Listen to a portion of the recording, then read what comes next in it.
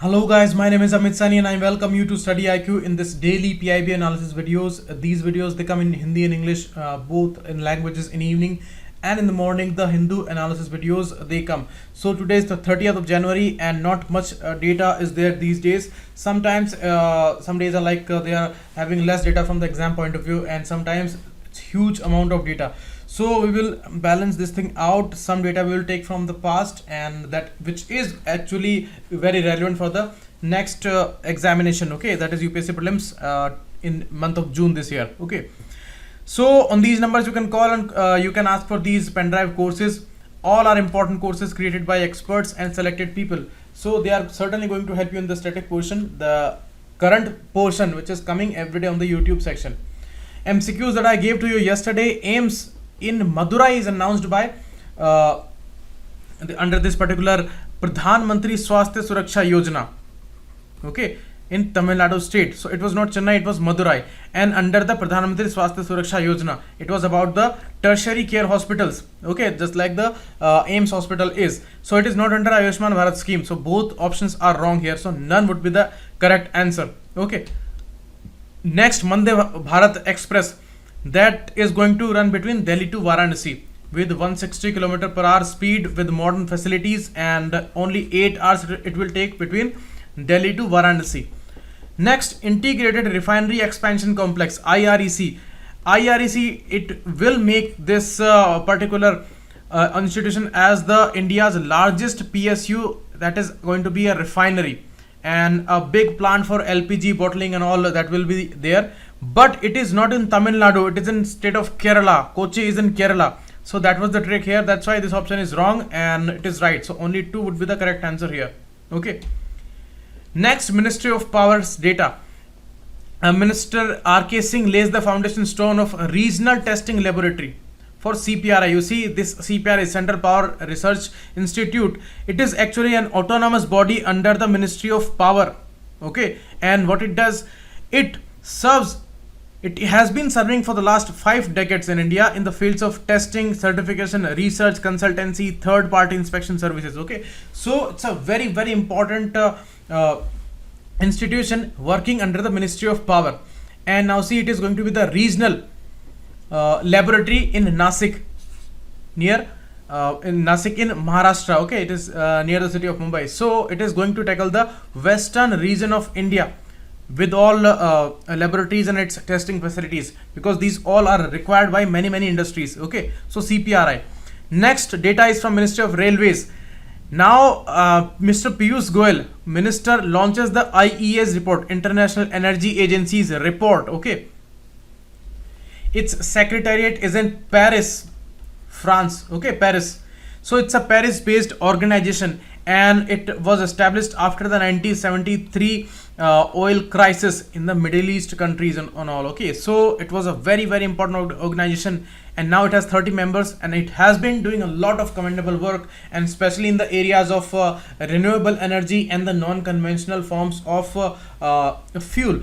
So in these areas, in the areas of climate change, it has been doing a lot of like excellent work. Okay, and it's a non-governmental organization, so that's important.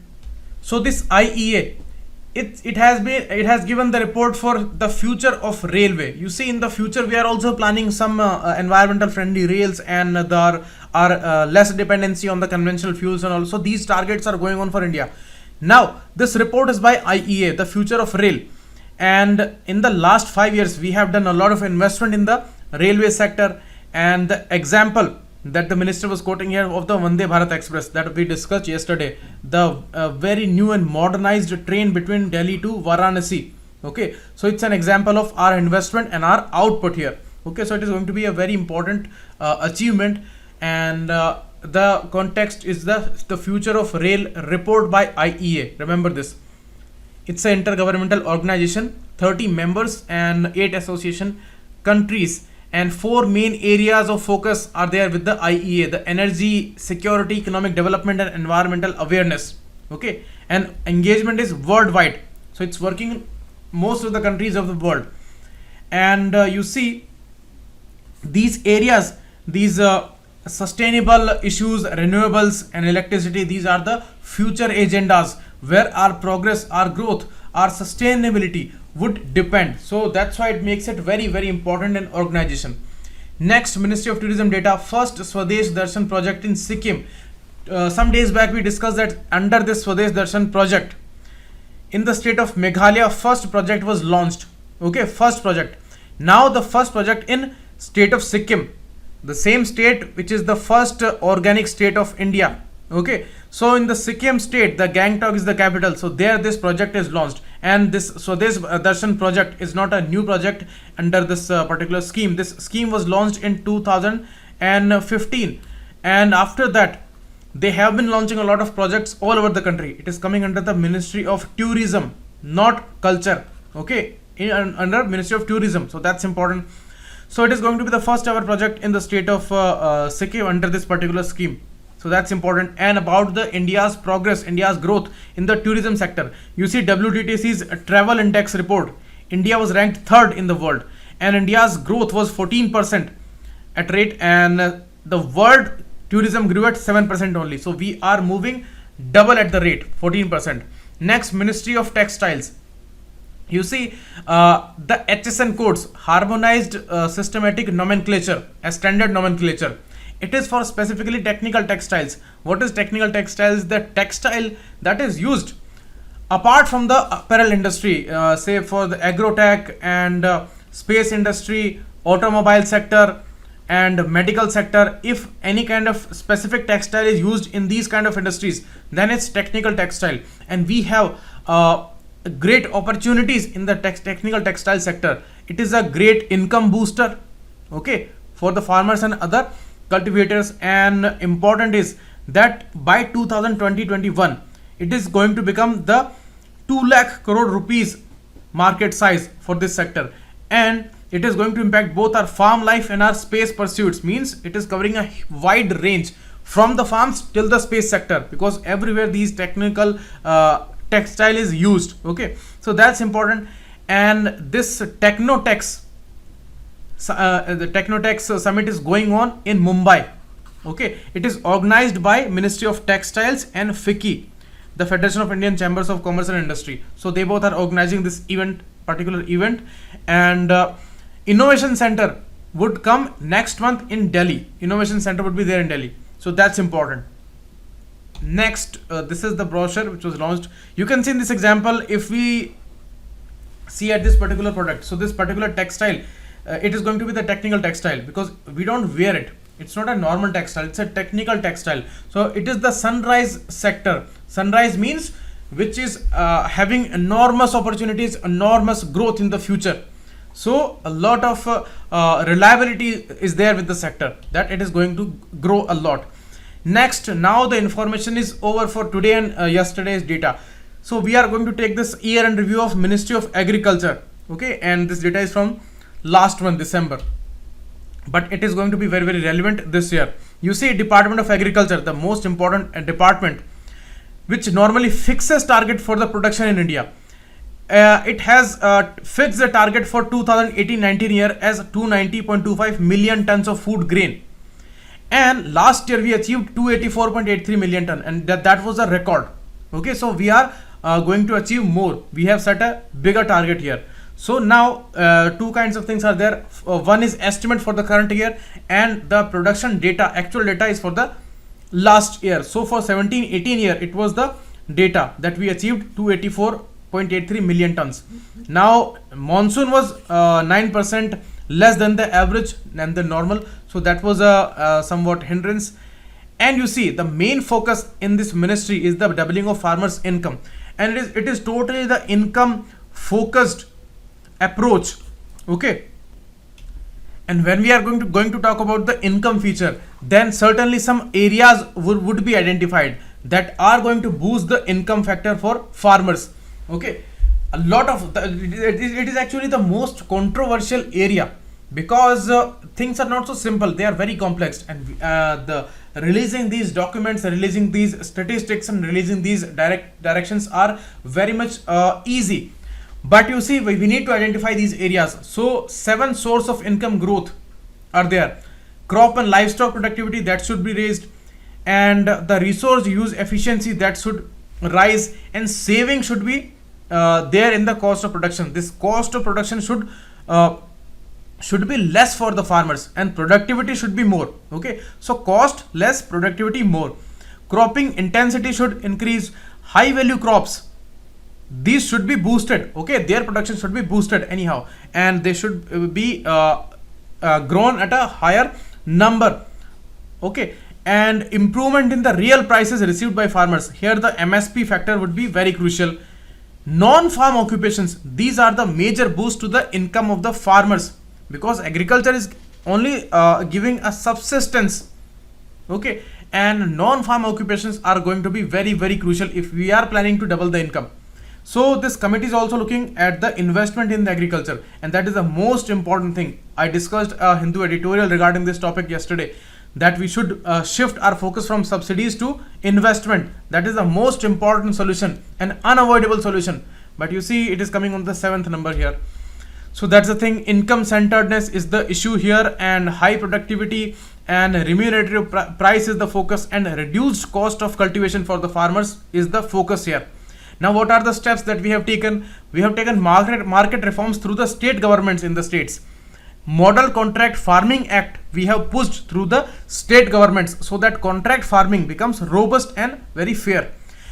22,000 Grameen Haats we organized, so that market exposure would be given to these farmers. Launch of E-National Agricultural Mandi Initiative. You see, it is going to connect through the electronic platform all these APMC mandis of the country. The 585 mandis are now connected on this particular digital platform, and it is going to be the most important portal for the farmers, because their produces would be sold on this E-Nam platform. There is going to be a portal for that. Okay, so it's totally a digitized initiative, most important one, and that can change the whole game. Okay, distribution of soil health card, that was a very needed and advanced approach.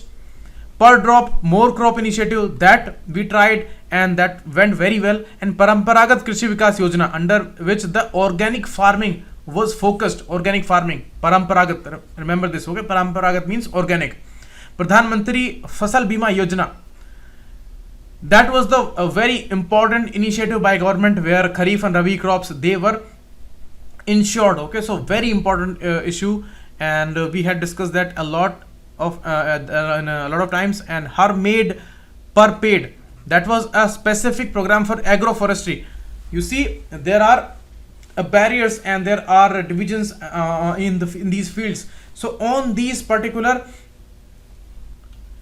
contours, okay, we should grow big trees. So it is going to provide the physical barrier, and it is also helping the ecosystem, because trees are going to be very helpful. And we have done amendment in the Forest Act, so that the bamboo is excluded now from the trees category, and that's a very practical thing that was highly needed for the northeast areas, where bamboo is very, very important. Now it would come under the category of grass, and that is scientifically correct.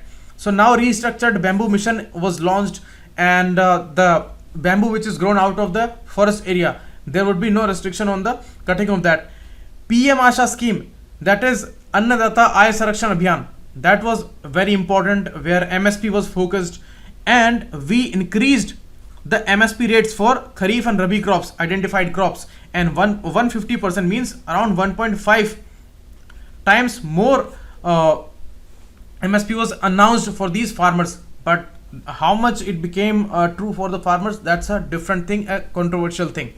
Beekeeping, that's an additional farm income. You see, under the MIDH, Mission for Integrated Development of Horticulture, because horticulture sector is very much income booster for the farmers, and it's highly remunerative for farmers. You see, these flower business and these perishable vegetables, fruits, these are coming under the horticulture business, and it's a major boost for the farmers, and we should invest more in this particular mission. So that's important. So beekeeping is also a particular method under it. Rashtriya Gokul mission we started for whole country. In the northeast area, it was a piggery mission, because pigs are important in the northeast, so that is going to give a boost in income. National Livestock Mission was announced. sorry, this piggery was under the National Livestock Mission, not under Gokul Mission. Gokul was mainly for the bovines, or mainly for the cattles. Okay, so Livestock Mission was for whole India and for the northeast. The piggery was focused. Okay, pigs. Next, fisheries sector, a very much a boosting sector in the coastal areas. Okay, Blue Revolution is focused here because it is related with the fisheries sector. So that was focused for income booster. Next, National Mission for Sustainable Agriculture. It is a particular plan under the NAPCC, that is National Action Plan for Climate Change.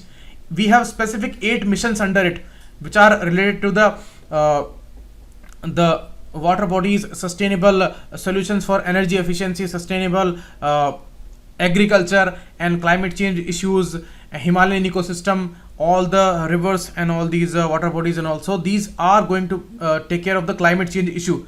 Okay, so that's important. So we have now restructured and we have given a revised strategy for this sustainable agriculture, and this document is for 2018 to 2030. Okay, so it is a revised mission under it. Next, the nutri cereals under the food security missions. You see, some are the coarse grains which are very much nutritious. So these are going to be implemented, like bajra and ragi and these maize in selected states, in selected districts. Okay, because these are not uniformly grown on the field, so that's important. But very important, these crops are in the context of nutrition. Okay, because you see, we are talking about the hidden hunger and we are talking about the complete fortification of the food, means it should be nutritious. So that is targeted here alongside the agriculture, and it is also going to boost the income for farmers. And you see, we have endorsed the proposal of FAO Council that we are going to celebrate the International Year of Millets for 2023. This year is going to be the International Year of Millets, as FAO announces every year specifically for some agenda. And next, for the pulses, we have taken a lot of initiatives for pulses because price was a major factor that was going with a lot of ups and downs, not downs but ups for the last 2-3 years. So now we have created a buffer stock for pulses, and IIPR Kanpur is the Institute of Pulse Research. We have done a lot of investment, and we have boosted the indigenous production of the pulses. So we had established the 150 seed hubs all over the country, and certified seeds were recognized here. They were boosted, their production was boosted. Next, breeder seed production of pulses. This was introduced under the National Food Security Mission only, and it was specifically for the pulse program under the NFSM. Okay, and you see, demonstrations, awareness, all these things were done. 15% allocation is earmarked for the pulses under the NFSM mission, Food Security Mission, for production of quality seeds through state governments. So state government and central government, they both are going hand in hand with the great collaboration, because without the cooperation of states, these things are impossible. Now the MCQs, try them, and today's data is less. Rest of the matter under the year-end review of Agriculture Ministry, we are going to take it tomorrow. Okay, so now it's all for today, and this is the group where I'm uploading all these PDFs daily, morning and evening, for both PIB and Hindu analysis. So thanks a lot. Send me a request, I would approve, and thanks a lot. Keep watching. It was Amit Sani.